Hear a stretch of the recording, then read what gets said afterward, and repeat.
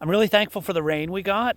We got just shy of an inch, and that has been enough to moisten certainly the top part of the soil. If you look down here, you'll see green in a rather patchy format, and that's because there were places where there was enough water. So here you can see the wheat germinating, but then right next door you don't see any, and that's because this was dry. So there wasn't enough moisture to germinate it originally.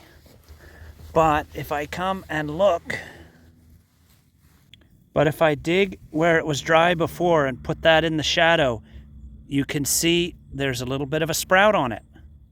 The question now is whether there's going to be enough time for them to grow before the winter sets in. 2 years ago, we seeded some October 30 and we got almost nothing out of it.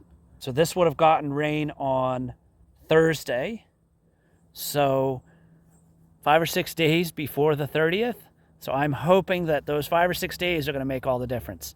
Or if we have a warm fall, that will also make the difference. So it's a waiting game now just to see what happens.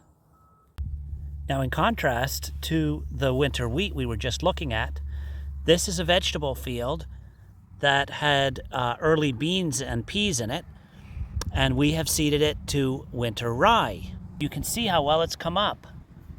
So in spite of the dry and the dust just rolled up off of this, in spite of that, then there was enough moisture here that the rye could germinate. I really enjoy seeing pigs in the corn. There's still ears left in the field.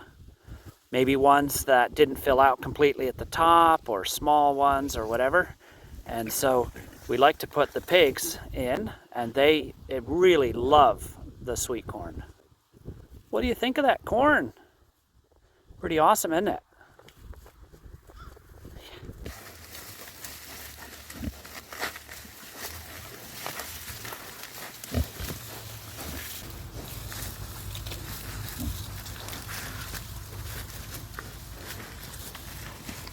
And the cows are doing quite a bit of complaining.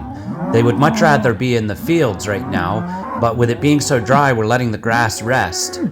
They love being at the barn in the winter because it's a place of refuge, but in the summer, nah. And I decided on Saturday afternoon to put the part back on the combine.